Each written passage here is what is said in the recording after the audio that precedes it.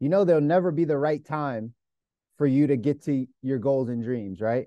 It's never the right time to get started.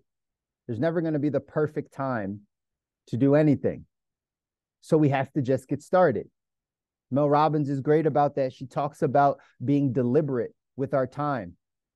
She says that if we're not pursuing what we want to pursue, right? If we're not using time properly, if we're always saying to ourselves, because again, some of us are saying this, but some of us are just around people that are saying this. So we hear it and it gets into our mind that we don't have enough time, or that this isn't the right time, or time gets away from us. All of those things make it an external thing.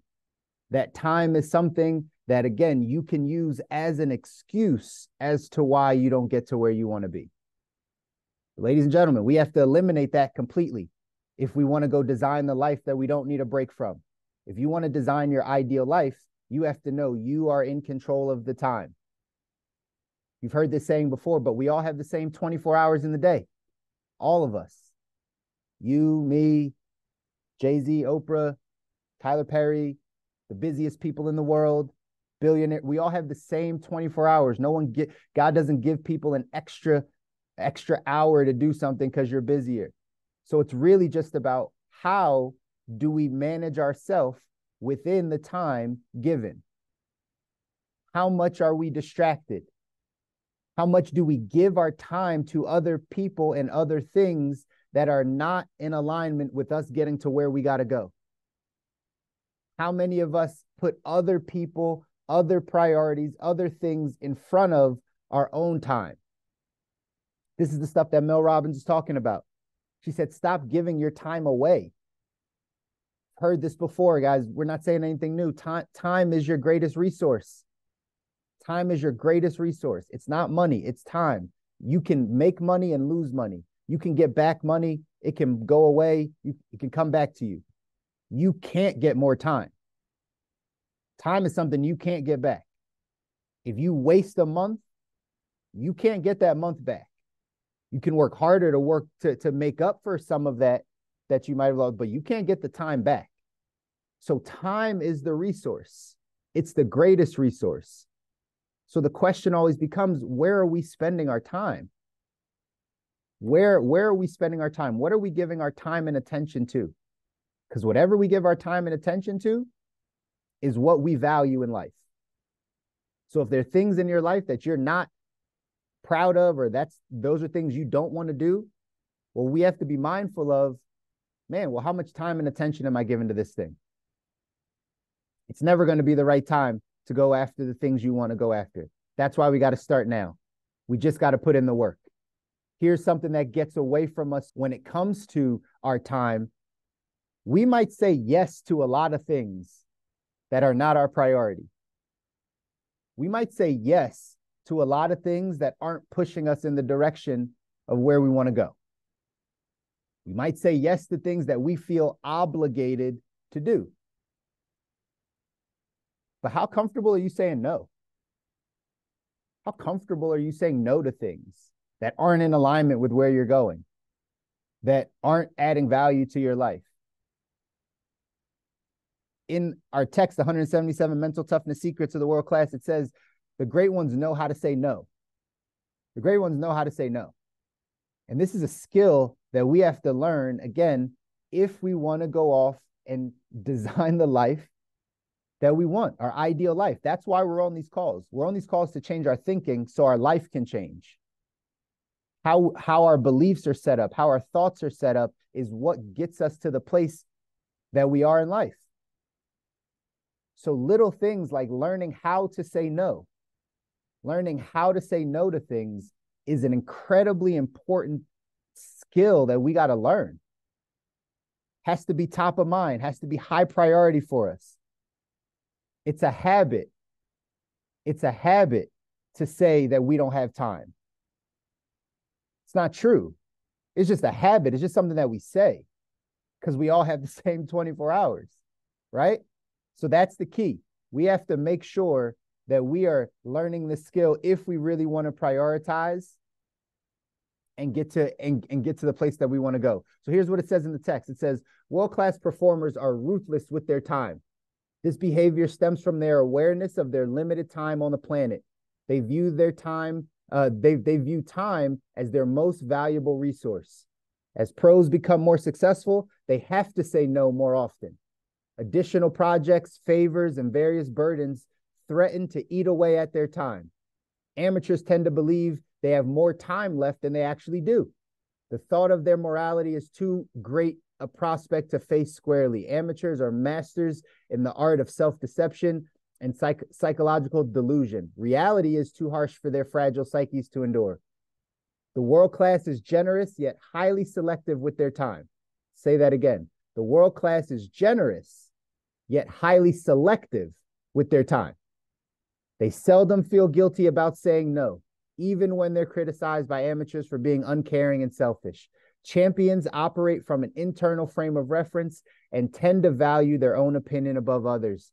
Amateurs see this as arrogance. Pros see this as self-confidence. The middle class is highly vulnerable to the opinions of others and tend to say yes to anything they're asked. This behavior suggests a generous spirit, but is more likely the manifestation of the amateur addiction to love and acceptance from others. Are you saying yes because of the approval of others? Because you feel like you'll let someone down? Because you need someone to be satisfied? Because you might be a people pleaser? You've heard that term before. If not, right? That's a lot of people pleasing. Is that why you're saying yes? Or do you have an internal frame of reference where you know what's important?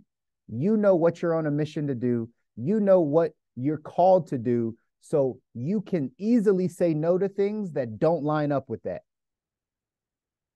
You can easily say no to the things that aren't bringing you the things that you want in life.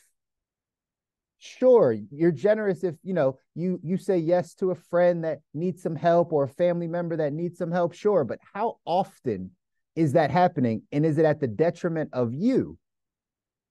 Is it at the detriment of you getting to your goals and dreams? Is it at the detriment of you having self-care time, personal time?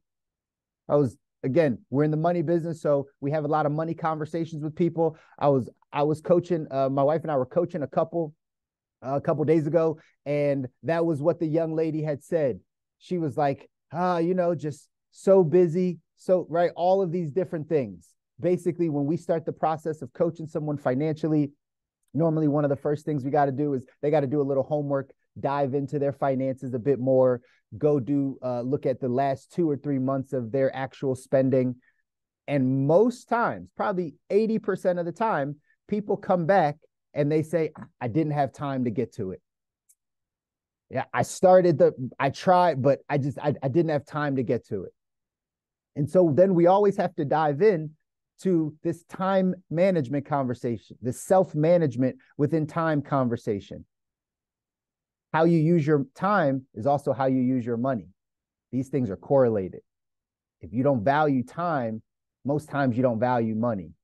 It's just the way it goes. So we start with this time management thing. Hey, how are you managing time? I gave you 2 weeks. I gave you 2 weeks to do something that takes 2 hours. This is where we start. We gave this girl 2 weeks. It was a couple, 2 weeks to do something that takes 2 hours, but they couldn't figure out how to do it. So we start having the conversation about, well, where does your time go? And then it comes all of the excuses. All right. All the excuses. I have this and I got to drop this off, and work is this and family is this and all these things. And so we have to take a step back and say, well, where does fixing your financial life fall in that? Where is the priority? Where does your finances fall in the rest of the priorities and things you feel like you need to do? Oh, well, it's high up. That's why we're here, right? Like, it's like the number one thing. We think about it all the time. That's why we want to do it. I said, well, if it's the number one priority for you, why are we not spending time doing it? Are we saying yes to too many other things? Or is this really not a priority? Because we make time for the things that are priorities to us. We make time for the things that we want. If we don't want it, we don't make time for it. So when you go down this path of understanding how you use your time, where your time goes, what you give your time and attention to, it'll show you your values. It'll show you where you sit, what you feel like is important. This is stuff we have to all be aware of as we're now getting to that next level in life. As we're changing our thinking, we have to start to prioritize certain things and start to see, well, are we putting time and energy into that? If we say our children are important, do we put time and energy in them? If we say that our health is important, do we put time and energy into that? If we say our finances are important, do we put time and energy into that? Do we set aside an hour a week to actually look at where our money goes, look at our investments, look at our debt, look at our savings, read a book on it? Do we actually do that? I'm not sure. But this is what you need to do to calibrate yourself, to decide, to find out where your time is going and what's important to you. Mel Robbins in the middle of that video said that, you know, if we are the people, if you are the person that says something like, you know, I don't have time to do this, or right, my time has passed, or any of those things, a lot of that just comes out of fear. It comes out of fear of, well, if I switch, if I don't do this, what I'm used to doing, if I don't pay attention to this thing, if I remove this one thing off my list and I go over here, well, this is the unknown. I don't know how that's going to deal. I don't know what feelings I'll feel. I don't know what emotions I'll feel. I don't know how that's going to play out. I know how this is going to play out because that's where I spend my time. I know what it's going to feel like to watch that hour and a half of Netflix. I know what that's going to feel like for me. But I don't know what it's going to feel like if I have to sit down and read for an hour and a half. So we have to start to be aware that, hey, sometimes this stuff just comes from we're a little scared, we're a little nervous, we're a little afraid to change up our routine, to give our time and attention to something different. Maybe we feel a little bit inadequate. Maybe some insecurities pop up if we now say, hey, I'm focusing on my health, so I'm going to go to the gym. Now, all of a sudden, we're feeling different things. So again, if we change our beliefs, if we change how we think about something, if we change the way we think about time as a resource, we can then change the outcome. We can put our time in better places. Better places meaning the things that are going to help you get to the place you want to go. So where do I recommend you spend time? Obviously, you should be spending time, one, with yourself. We live in a world full of distractions, ladies and gentlemen. The only way you can get clarity on where you want to go is if you spend time with yourself. Quiet time. Time in your head. Not time doing 17 things. Actual time with yourself. And Mel Robbins said it in there really simply. You can start that with 10 minutes a day. You don't have, I recommend, you've heard me say this, you have a morning routine. Your morning routine should be your time. It should be your time. I've been on a morning routine for probably 7, 8 years. The first 30 minutes of my day, 30 to 45 minutes of my day, every day, 7 days a week is my time. It's mine. I wake up with gratitude. I think about, right, the great things that are happening. I see my family. I talk to my family. I kiss my wife and my daughter. I go into some type of devotional time. I normally might work out or move my body or stretch in some degree, drink a few glasses of water, start my day. It's the same thing every single day. Why? Because that's my time. If I prioritize me, if I know I'm giving my time to other people and other things, I got to give myself time. Why? Because I prioritize me. I can say no to a lot of things. Some of you know this, I don't touch my phone until 9 a.m. I don't wake up looking at emails. Why? Because that's other people taking my time. That's the world taking my mind. That's everybody coming into where I am, and I need to guard that time. So that's how I focus on me. You can do the same thing. Maybe you don't have 30 minutes in the morning. Maybe you don't have 45 minutes in the morning, but you can have 10 minutes in the morning to just sit with yourself, not to scroll on social, not to start doing things from yesterday, but just to sit with yourself. It's going to help you get clarity, ladies and gentlemen. The number one thing you need to get to the life you want is clarity on where you're going. And if you never slow down and take time to sit with yourself, you'll never get clarity. So that's number one place I would encourage all of us to be diligent about and intentional about, specifically this month of November. Listen, your brand new month. You can put in brand new habits starting today. I'm going to spend 30 minutes with myself every day. I'm going to spend 10 minutes with myself every day. If you really can't get a hold of your calendar or your schedule, 10 minutes with myself every day. You got 24 hours. You can't spend 10 minutes with yourself. No distraction, no phone, just you and your thoughts. Taking a walk, staring out the window, writing in a journal. Just 10 minutes. I encourage it. If you can get more, get more. But that's where time should go. Number two, your time should go to the things that are the most important to you. We have a framework: faith, family, business, in that order. If it's not growing one of those three things, if it's not involved with one of those three things, we're probably not doing it. I'm probably not going to be doing a lot of things that are not involving my faith, my family, or my work. Those are the priorities. That's why it's easier for me to say no to things, because I already have a framework. If this falls outside of that, then guess what? I'm not spending a bunch of time there.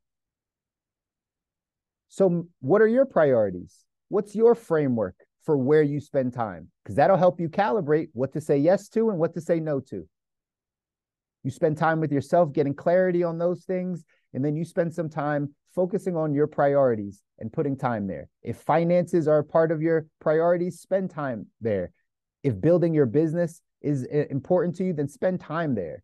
If your family is important, spend time there. You got to spend time in the places that are the most important, that will bring you the most return to get to the life you want. Ben Franklin's quote right here says, "Do not squander time, for that is the stuff life is made of." The action step for today in the book says, identify an activity that is not giving you the results or satisfaction you thought it would. Make a commitment to discontinue it. Get in the habit of saying no more, or get in the habit of saying no more often in order to protect your precious time. Get in the habit of saying no so it protects your precious time. This is language, right? We have to increase our language. What we speak out, we get back. So when we say things like, I don't have time, that is middle class language. We're going to all remove that from our language. We're not going to say, I don't have time, because we all have the same 24 hours. Here's what we're going to say instead. That's not my priority. That's not my priority. Be honest with yourself and be honest with other people when you're talking to them. Don't say, I don't have time to do that call. Oh, I don't have time to do that. No. That's not my priority. Take self-accountability. Tell people you control your priorities. You can make time for whatever you want. So don't tell people you don't have time, because you do.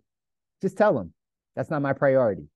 See what happens when you take accountability for your time. See what happens when you tell yourself, nah, that's not my priority. Don't ever tell your children, I can't do that. It's not my priority right now. See how it feels. And then see how you start to adjust what your actual priorities are, y'all. That's how we get to the life we want. It's the small things. It's the small things. But these are the small things that stack up that make a huge difference, y'all. I love you guys. I want y'all to win. You deserve it. You hear me say it all the time, but I want it to sink in. Like, you deserve to win. You deserve to get your family to where they need to be. People are counting on you. People are counting on you to get better, to take in this information, to grow your capacity, to become better, so you can now do all the things that you need to do to get your life to where you need it to be. But it starts with these types of things. We got to just shift little habits here and there.